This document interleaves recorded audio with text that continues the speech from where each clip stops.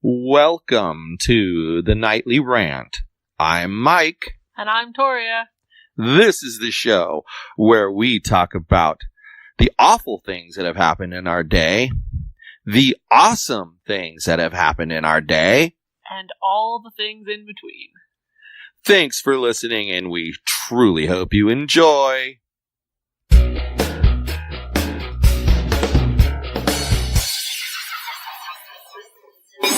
So earlier, Yog of Dogs and the Odie one were yapping away at the door.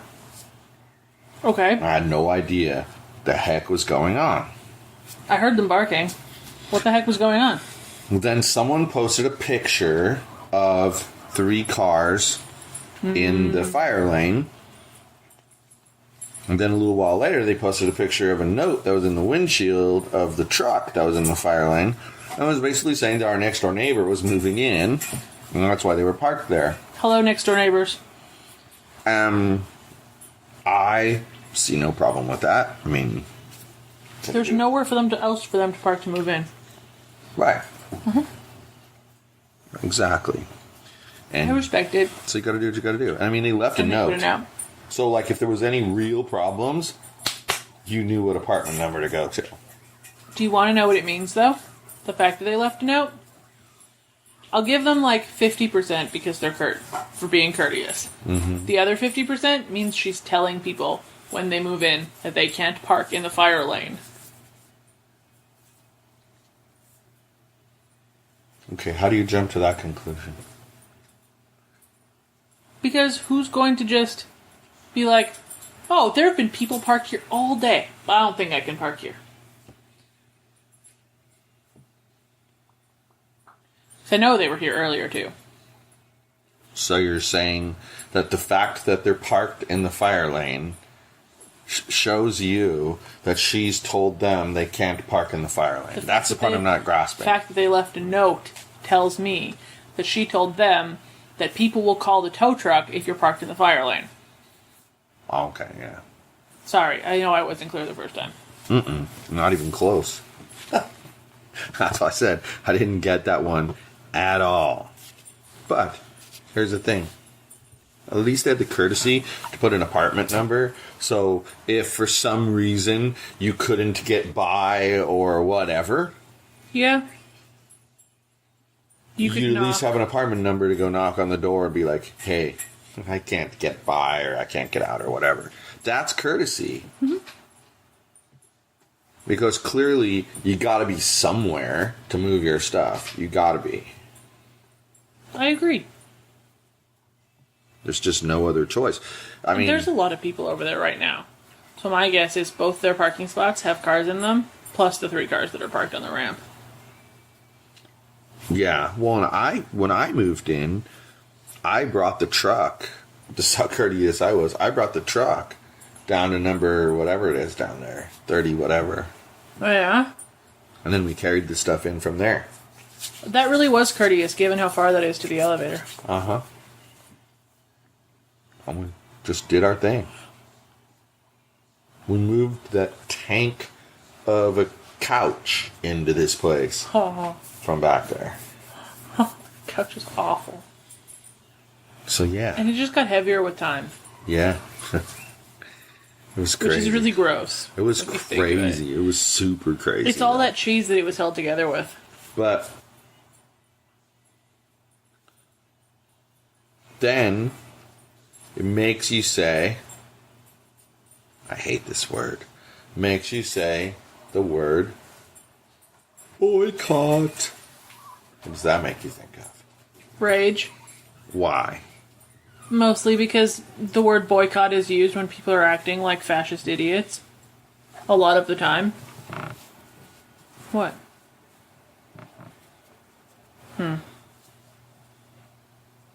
Yeah. But what specifically about it bothers you?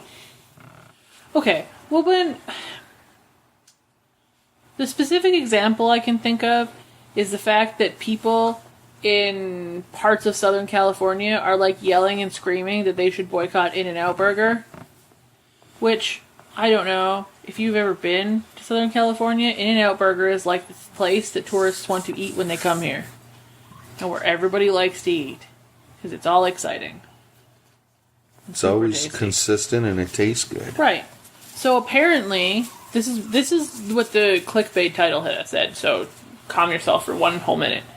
Apparently, the In-N-Out Burger donated to the Republican Party, and therefore Southern California should boycott them. And this specific instance bothers me, because I don't know if you read the thread in that group, where people were calling people fucking morons for not boycotting In-N-Out Burger. And that just pisses me off. Like, okay, I personally don't give a shit where a business has placed their campaign donations. If they're tasty, I'm likely going to eat there. Okay, take it another step further, though. So, think of it this way. Now I've lost my train of thought. Repeat what you said. I said that I don't really care where a business puts their political donations. If they're tasty, I'm still going to eat there. But think about this. They also donated to the Democrats as well. Well, see, that's the part that the clickbait title didn't say. Why don't we bother to point out that In-N-Out Burger just donates to political parties? Because they want influence. They're stupid. In-N-Out Burger's not stupid. No. The people not pointing out both things are stupid. Yes. Like, stop telling half the story to enrage people. It's fucking ridiculous. It's asinine. And when people figure it out, it makes you look like a giant fucking moron. I couldn't agree with you more. I mean, that situation is so typical in society today, where we've talked about this before, where a narrative is created by one side, and then they throw it out there, and they dare you to contradict it. How about if you don't like that In-N-Out Burger is making political contributions one way or the other, or both, if you don't like that they're making them both ways, whatever. How about you post, In-N-Out Burger donated X number of dollars to this party, and Y number of dollars to this party. Why are they donating to both? Isn't that stupid? Let's have a conversation about it. You're Bingo. putting out the whole story, and then you're giving your opinion, and then you're asking for other opinions so that you can enlighten yourself. Bingo. Agreed. I agree with you on that. Clearly this topic made me slightly enraged earlier. Just a little bit. 1%. Generally speaking, I think it's a culmination of my week. to let you in behind the scenes a little bit, generally speaking, we come up with the topics together. That's About usually 5 minutes before we podcast. That's usually how we do it. And we've discussed, like, issues during the day, and then we'll say, all right, what's the podcast topic? And the other one will say, oh, remember the thing we talked about earlier? Yeah, that's going to be the topic. Right. And the point is, like she says, we do kind of pick it right before we go on tape.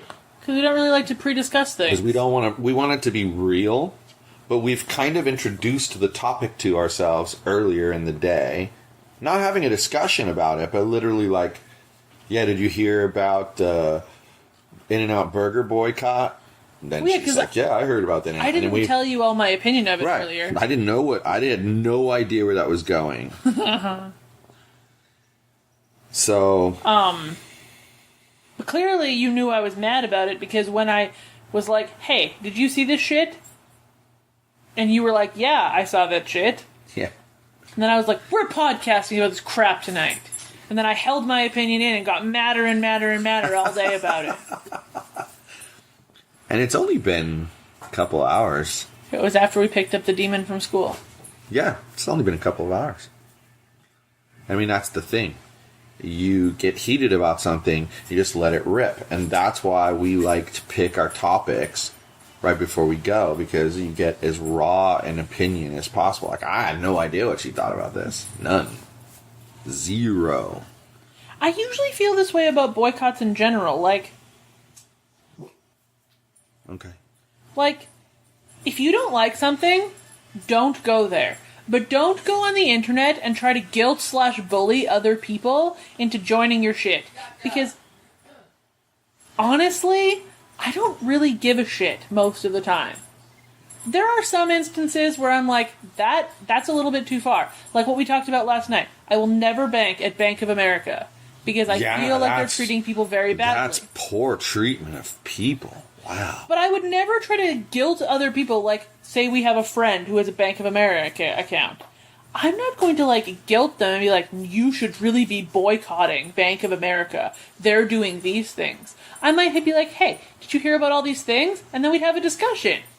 And then if they choose, in their life, to no longer bank there, then that's their life choice. But there's no need for a boycott. And if they choose to bank there, also their life choice. Freedom to pick what you want. If you look at historical things, which, most people don't anymore, boycotts are usually initiated by crazy to one side of the spectrum people. I like to live in the middle ground. I don't live on the crazy one side of the spectrum. 99.9% of the time. Kind of makes sense to me, but at the same time, I mean, I guess that's where we differ, and I've seen it before. Like, you have absolutely zero issue with the police being allowed to type your license plate number in while they're driving behind you. Right. And I do. And then you always say, well, what does it matter? If you've got nothing to hide, why do you care? But see, I care about the rights of everybody, not just your rights and my rights. Oh, see, I really don't care about other people's rights most of the time. And I do. And I think that while I grasp that running everybody's license plate helps them create a probable cause situation, here's the thing. Human beings are fallible. They make mistakes. But you learned on your ride-along that they don't search the license. They just search the... It would only be shit that's wrong with the car. So it would only be if the car was stolen, or the car had expired registration, or something else car-related. It wouldn't show you that Joe Blow, who's driving car, has a warrant for right, arrest. because they don't know who it is. Right. So that makes it feel... Like, I do completely respect why you think it's sketchy, but that makes me feel like it's a little bit less sketchy But what if? described. But what if? I mean, I know this would be possible, but I don't remember if it was connected. What if? The car's license plate is ABC, and then the registered owner is Yogi. Okay. And it tells you that Yogi is a fluffy little dog who has a warrant out for his arrest. So now you run the license plate, you see that the owner of the vehicle has a warrant out for his arrest, and you see that what's driving the car kind of looks like a fluffy little dog. Oh, but you'd said right after. There you go. There's their probable cause for pulling you over. And you know what? That's a problem, because why should you be able to just he didn't do anything wrong. So why should you just be able to randomly dig deeper to try to find probable cause on somebody? But you said before, when you came home from the ride-along, that it didn't show you any information about the person driving the car. I don't remember that it did. So if it doesn't, it's less of a problem, because they're just looking for stolen cars and expired registration. Right, and the expired registration's somewhat easy to spot, because most people don't steal someone's sticker and stick it on there. I was going to say, unless they've stolen somebody's sticker, because I would think that would be really hard to see from a police car, because doesn't it just have the license plate number, like, really teeny tiny on the top of the sticker? It doesn't even have the license plate number, it just has, like, an ID. Oh. To be like your registration number? Yeah, exactly. And it matches the number that's on your registration paper. I see. So... Oh, that's okay. I get it now. Yeah. So... I've never driven, so I don't really understand how these all things they can do is find out, that person's registration for that license plate is expired, yet they have a sticker. That's probable cause to pull them over. Well, and I would also think I would also think that if they see somebody who has expired registration, that they could run it and see that their registration's not actually expired too. Yeah, that it has just been paid or whatever. It would remove the probable cause sometimes. Exactly.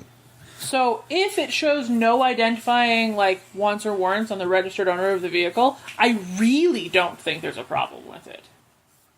Like, that takes my percentage of problem with it down to absolute 0. What if we borrow Deborah's car and we drive it and we don't know that she has something wrong? Uh-huh. And at the same time, I'm trying to figure out how this worked in my head a second ago. It's not working out not loud. spitting it out super well. So we got someone else's car, and that person has some legal issues that they haven't told us about. If they find a way to tie the car to an individual, if they find a way to do that, you're screwed. But we're not that person. But that's the point. You give a little bit on a rule, you end up moving the line, and then the next time it's, well, why not just move just a little bit? And you move the line. Oh, why not just give a little bit? At some point, think that's really far-fetched. At some point, you've got to hold your place. Really, you think it's far-fetched? I'm going to tell you something. Back in high school, 100 years ago. Exactly. Well, more like, half of 100 years ago, but still pretty close. The girls could not wear super tight jeans. Shorts were out of the question. And we were in it, and remember, I was in a beach community. My high school is 4 blocks from the ocean. And shorts were not allowed. Okay? They weren't. And everyone was fully covered up. Then it's the way it is now. Everything's different. Why? Because the envelope kept getting pushed a little further and a little further and a little further and a little further and a little further. Eventually, mark my words, people will walk around basically naked. I'm going to move to Antarctica when that happens. But that's what's going to happen. You watch. You don't even disagree with me on that. That's the freaking crazy part. You don't even disagree with me. I don't care if people walk around naked either. But that's where it's headed. And Sure. That's the whole point. When your rights are being violated by the government at any level, you have to hold your ground. I really don't care if the government violates my car's rights. You can't keep giving in and let them go a little further, and then a little further, and then a little further, and then a little further, and then a little further. And eventually, they can just walk up to you and put handcuffs on you and take you away. That's what's happened in pretty much every fascist society that's ever existed. And that's what that is fascism. Okie doke. It is. If you say so. You gave in to the government's demands. You didn't make the government give in to your demands. So the government wins. That's fascism. It's only when the people decide that it's freedom.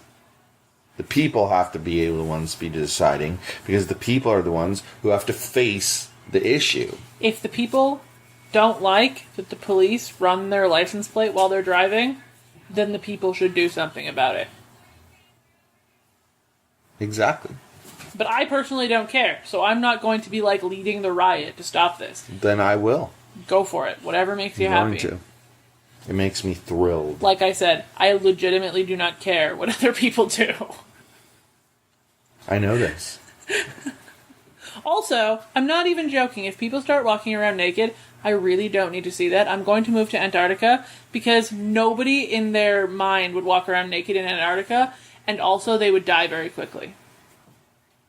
But you just told me you didn't care if people walked around naked. I don't. Now, I just don't want to see it. Well, that's caring. No, it's not. I personally don't care. People want to walk around naked, let them walk around naked. Exactly. I don't care. Let them walk around And I don't need naked. to go to Antarctica to get away from it. I'm making the life choice that I don't want to see saggy boobs walking around everywhere.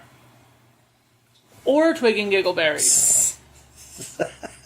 I also don't want to see the old man Yeah, erections when women start walking around naked. Women get it from the wrong side on this issue. Like, I want to see none of those things. Half the time I see a man walking down the street shirtless, and I don't want to see that, and it makes me want to move to Antarctica. So there's that. But far be it from me to tell that guy he can't walk around with no shirt. I would never even dream about it. But it's my responsibility to cover my eyes. See? See how this goes? Well, really, there's only two sides to that issue, right? Either there's someone's going to say, well, it's his responsibility to cover up, or... Which is fascist. Or it's your responsibility to deal with it on your own. Which is adult. Except on the last issue, you were being a fascist. So, I called you out on it. Somehow you switched sides.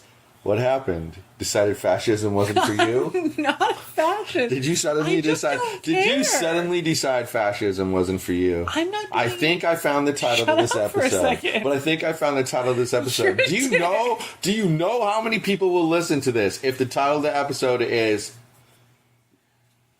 something about? Did you decide fascism isn't for you? God, can you imagine?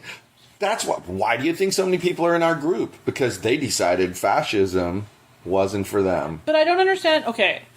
I don't understand how it's fascism to just not care. I respect you have a problem with it. If you care, I think you should do something about it. But I just don't care. Because you're letting the government just march in wherever it feels like without pushing back, to allow them to basically do an illegal search. And then, here's the thing. In order to make it legal... such a big stretch. But in order to make it legal, then they have to create probable cause to pull you over.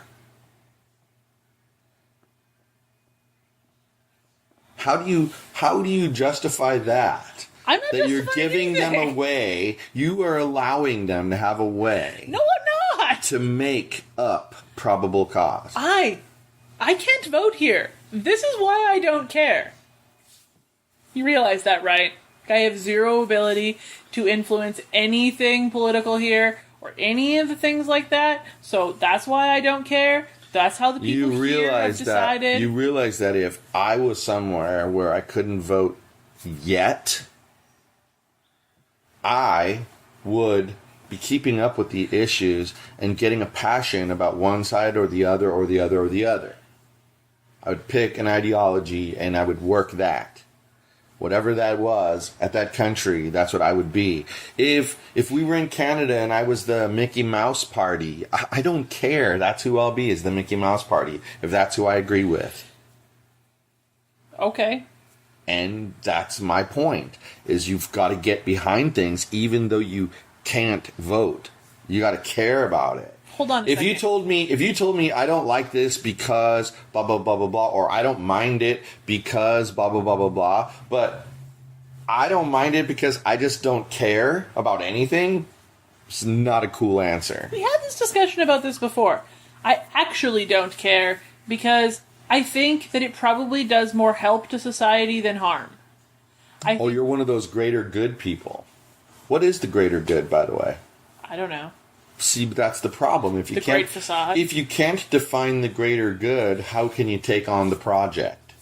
I would be curious to know the statistics of how many people, like terrifying, murdery, rapey people, are put into jail because their license plate was randomly run, versus how many license plates are randomly run and then somebody's pulled over for fake probable cause and just harassed for no reason. I would be willing to bet you that because there's way more petty criminals out there than there are hardcore criminals where it would be a warrant like that out for their arrest, I'm going to say that it probably is more people were arrested on trumped up probable cause than were legit found out, oh, you're wanted. Well, I don't doubt that. But I would be interested to know, like, what percentage super bad people found, moderately bad people found, completely innocent people found, and harassed. versus how many total searches were done. I would be interested to know the statistic. You'll never find them because nobody would ever be honest enough to release that information. But knowing that would allow me to make a legitimate opinion about it. But if I don't have the information to make a choice on how I feel about it, then I'm going to not care. But that's the problem, is the only way to know what it is you're asking to know is to give them the ability to do it in the first place. What if, after they've done it for a while, it comes back that more innocent people are being caught up in this than guilty people? They're doing it right now. Then what do you do? But then what do you do at that point? Then you make changes that don't allow them to do it anymore? But see, you're proving my point. You should have pushed back, way back. You shouldn't just keep looking the other way and going, I don't care. You completely missed what I said. I don't care. The statistics should already exist because they've been doing this for however long. It's all done on a computer. The statistics already exist on how things been done. So if you're trying to decide on whether or not you should stop it now or just it's not hurting anything, then you should evaluate the statistics. I think it's ridiculous to just jump to a conclusion that they're harassing innocent people if you don't know for sure that they are. One-off cases. Either way, I'm sure. So, I don't feel like there's enough information out there to make the decision on whether it's the right thing to do or the wrong thing for them to be doing. And then my entire point is that by not caring, you're saying just let them do whatever they want to do until we prove that it's a problem. Just like everything else. Prove that it's a problem and then change it. That's how you end up with a totalitarian government. Okay. That's exactly how you end up with that. And trust me, you don't want to live that way. Having your government tell you everything you can and cannot do. Because you've lived that way for so long? Yeah, in a way I have. Okay. We clearly don't agree on this, so that's okay. It's allowed. Nah, I don't think it's allowed. Then you're the real fascist in the room. I think that's it. I think that sitting over there trying to tell me how to live my life. Instead of the nightly ranters, it'll just be the nightly rant. Oh, you're going to kick me off the show? I'll just fire you. Yeah, because if you're going to disagree with me, you can't be on the show. That's fair. I'll go sit in an air-conditioned room while you podcast then. It doesn't make any sense. Why would I want to have a conversation with somebody who disagrees with me? Because you might actually learn something. You think? Someone should tell the people of the internet this. And that's my point. Thanks for playing along. You're welcome. I think at first you didn't get it, but... No, I got it. You gotta... That's what people do, just what I just said. Well, then that's it. If you don't agree with me, well, then you're fired.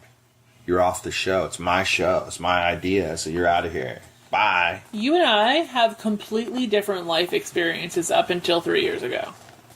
100%. Yes. So, the fact that we disagree on something like police running license plates shouldn't surprise anybody. We're from completely different countries where the mindset about police is 180 degrees different. Yep. And I think that's probably the biggest factor in why I don't care. Because the police are trustworthy in Canada in general. Think of this. I'm not trying to prove you right or wrong. I'm just pointing out something. In fact, I'm actually pointing out something in your favor. That's a first. The time that the thing happened with the car, okay? First of all, not only did they show up prepared to hunt the person down, it wasn't like we're just going to come take a report. What? Oh, you saw him and he's still right over there? Okay, let's go over there and check it out, right? It was roar, let's catch this motherfucker. Whoops, sorry. Cut that out. You're going to have to bleep yourself. They just were like, and they went, then got the guy, and they had the not one police dog, they had two police dogs. And they hunted this dude down with two police dogs and caught him, okay? Now, it is what it is, but they were super polite to me about it. They apologized for the event. It kind of goes with what you're saying. Yeah. When you have that experience, you're going to be like, oh, well, a person like that isn't going to abuse their power. Now, okay, I see where you're coming from, But I still say that's a human being, and human beings can be corrupted. And that's the part where I get worried, is that while I see exactly what you're saying, because I experienced it, I did. And I remember saying to you, if that was the Cyprus police, they would have been professional, they would have taken a report, they would have been detailed, they would have asked all of the questions, but they don't have the manpower to go out there and hunt the guy down as it's happening. And they would have filed the report and never looked at it again. Yep. Exactly. And that's because they don't have the manpower to deal with something that costs $350. I think the Lethbridge City Police Force is probably triple the size of the Buena Park Police Force for the same size city. Yeah. And then there's also the RCMP in the city for major crimes. Right. So it's like having triple the Buena Park Police Force plus the Orange County Sheriff. Like... Yeah. No, I get it. There's a lot more resources. But the point is, it depends. Your feelings on how far you're going to be willing to let the authorities go is going to be based on your experience with the authorities. If you've had positive experience like I had when I was in Canada, I see your point. But see, when you've had negative experiences like we've had here, what you say is, no, I'm not giving in on that. That's what it is. It's all about trust. Yep. With the Canadian police, I have 100% trust. I don't think they do anything bad to me. Now, that's not saying Canadian police officers haven't done bad things, because obviously there are shitty people in every single group of people. Yes. But I think that the Canadian police have a different way of handling their training and a different way of handling their rotations, and I think that it's a little bit more successful than it is here. Just like not all American police officers are, exactly shady or not well trained or whatever. But there's a lot of trust in Canadian police officers by Canadians. And you know what? No trust. And I'm even going to go so far as to say they could both have the exact same training and handle the same situation the same way. And there'd still be more trust and there'd in the be Canadians. more trust over there than there is over here. Point being, there's not anything they are doing right or wrong that's causing it. It's the public's experience over time. They've avoided a lot. They haven't had the big scandals that police officers have had here. Yep. And I think we've discussed this before, too, that the race issues aren't as crazy extreme there as they are here. Yes. I mean, there's obviously still race issues. They have their own race issues that don't exist here. But they aren't as crazy extreme. Yeah, no. That part makes sense. It makes sense. And I don't think the public is nearly as polarized there. Well, and that is why, back to our topic, people can get all irate at In-N-Out Burger, who, they donated to the Republicans, but guess what? They were donated to the Democrats too, because they're a major corporation, and they're trying to gain a little influence in Washington. Right. And why the hell not? And so they donate to both sides of the aisle. Because then both sides of the aisle are fighting for them. So they can't lose that way. But here's the thing. Let's say you succeed with your little boycott and you put them out of business. Well, guess what? That's a nice fat donor that's not there to donate anymore. To you either. Right.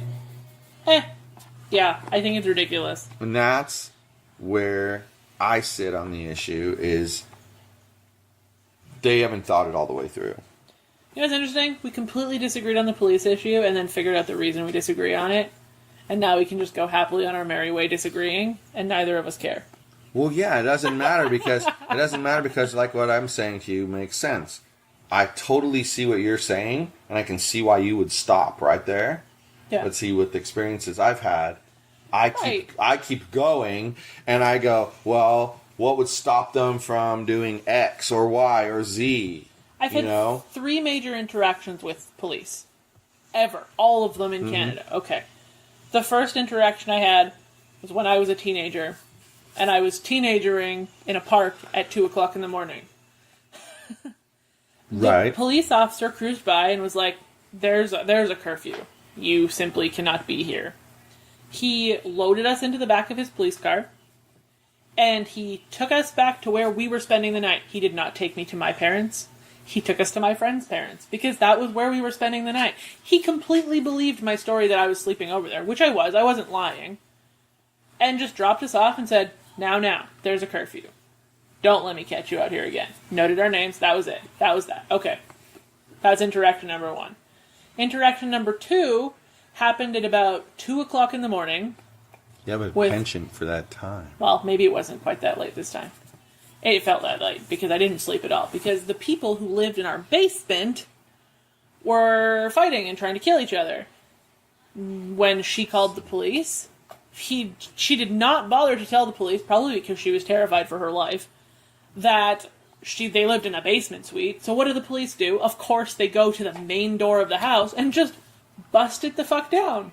Well, let me tell you, that was alarming for me. That was alarming for teeny tiny Holly. That was alarming for the serial killer sleeping on my couch. It was just overall bad. They put my door back up and came back promptly first thing the next morning and repaired my door. That's interaction number 2. And interaction number 3 is when your car window got broken. I have zero reason not to trust the police in Canada because they've always been positive. And that's my point. Yeah.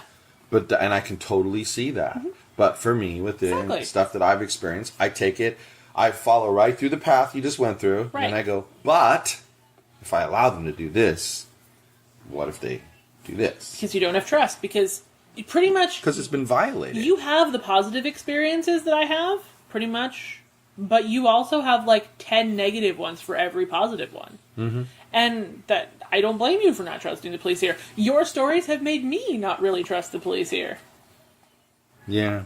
It's interesting, though, because you see it, like we've talked about it before, when you're the commander and they come to you and they go, hey, we're signing a contract with Live PD to exhibit this police department. Mm-hmm. You know you're going to pick what officer, you have to pick what officers are the ones they're going to follow. Guess what? You're going to pick who you perceive as your 2 best officers. Right. They're going to have a clean record. They're going to be the rule followers, right? Well, I also believe that, police ride-alongs were invented a long time ago. You know why they were invented? Exactly the same reason Live PD's a thing. It's a public relations for the police. Exactly. Right. That's all Live PD is a big old giant virtual ride-along. That's all it is. Right. And I find it super...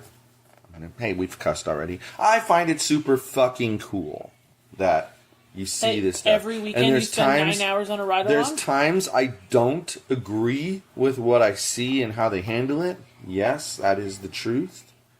But it gives me a different perspective. And when I went out, I strongly believe that they put you with, because it's a public relations thing, with their best officer that's on that shift that you choose to be on. And I would even be willing to bet you that the reason you didn't get Monday or Tuesday is because that officer that I ended up with probably wasn't working the shift I wanted to go out on until the day that we managed to match up. Yeah, I would guess that they have 2 or 3 officers that fit every shift cycle, and those are who they put the ride-along people with, but it makes sense. Because you don't want to put somebody on a ride-along with that super stoic police officer. This is a positive example. We don't need to go with negative examples. But you don't want to put somebody on a ride-along with somebody who's not going to speak to them, and who's not going to share the things that need to be shared with them. Because that would be bad for the police department, and bad for the you, without even actually being bad. Yeah. There's nothing wrong with being a stoic police officer. But it doesn't help the person get a better or worse view of the police department. It kind of gives you the same view you had before you went in. Right. Which is you only can rely. Basically every single person relies on their own personal experiences for their opinion. Period. Right. That's how it has to be. Now, yes, our parents influence us.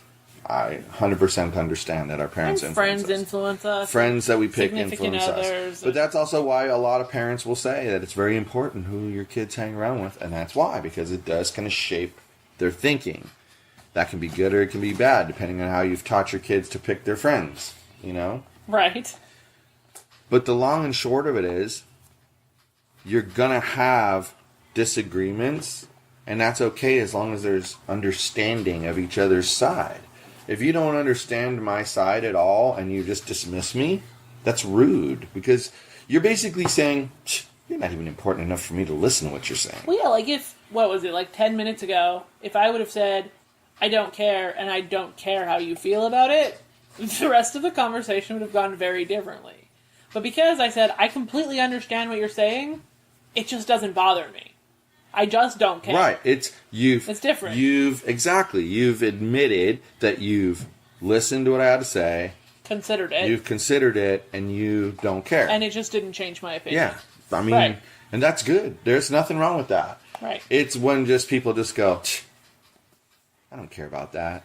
I think people who discuss things that are, I don't know, topics that people tend to disagree about quite often, so the obvious ones, sports, politics, and religion, need to go into those conversations with a more open mind, like a more, let's actually have a discussion, not, I'm going to shove my opinion so far down your throat that you choke and get really mad.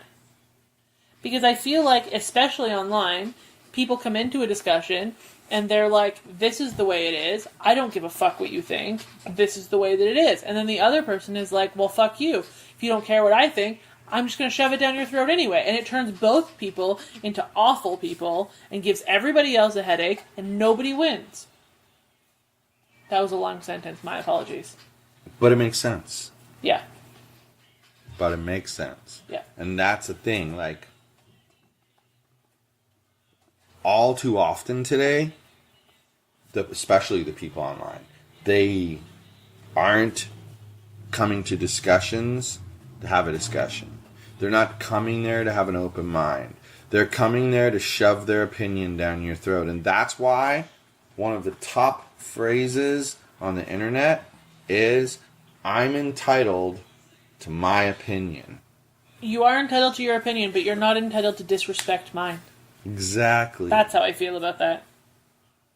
This is why I don't get into those discussions very often anymore.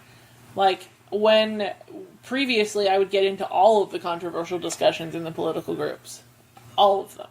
But people just give me a headache because nobody has any interest in listening to what I have to say. And if I'm just going to be ignored and disrespected, I have no interest in listening to what they have to say. And they turn me into a shitty person, and I don't really like that. Yeah, for me, I stick with it because I have found that there are lurkers that are listening in the background, and you care a lot more about it. That's just a thing. Well, that's Politics true. is more your thing. That's true. But, I do it for the lurkers because, they're there, and they're worried. Yep. Got their issues. And so by you being there to answer something that maybe they're like, I don't know the answer to that. Then you give an answer, maybe they go, that makes sense. Now I know the answer to I that. agree with that guy. Right. And then the next time you write something, they're like, hey, I agreed with that guy the last time. I mean, listen, I agree with them again. Before long, you become someone that they look up to. Yeah. But at the same time, you also become someone that some people oppose openly. You couldn't do that like a year and a half ago. You've changed how you communicate with people. You've changed how you interact with the people online. And I don't currently have any interest in being less bull in China shop with people online. So I just don't, because it gets me in trouble. Mm-hmm. It makes me look like a shitty person. I just don't like it. I get it. No, I totally get it. Like me, pre-you changing the way you communicate, because that's pretty much when I stopped communicating with people online at the same time, because I didn't want to make it harder for you. That thread in the Huntington Beach community voice or wherever it was about the In-N-Out Burger thing, I would have been all in there and probably gotten removed from the group. Yeah. See, I didn't get all involved in that one. I just got involved in someone who shared it on someone's personal wall, and then there's, personal people that I know were talking about it. Which is way more... if I saw it on somebody I know's wall, I probably would have made a comment. Yeah, I was playing it safe. I wasn't, I wasn't going to get involved in the big old community discussion about that either. There was like 800 comments on it when I first saw it. Like, that's a crap and it's quite literally split. Right. Some people think one way, some people think another way. Right. So, all right. So you're split. You know what? I mean, But those people can't disagree like adults. They disagree by saying, fuck you, you're an idiot. So exactly. I can't deal with that Rude and anymore. obnoxious is what Right. they're good at. Right. Rude and obnoxious. That's what they're good at.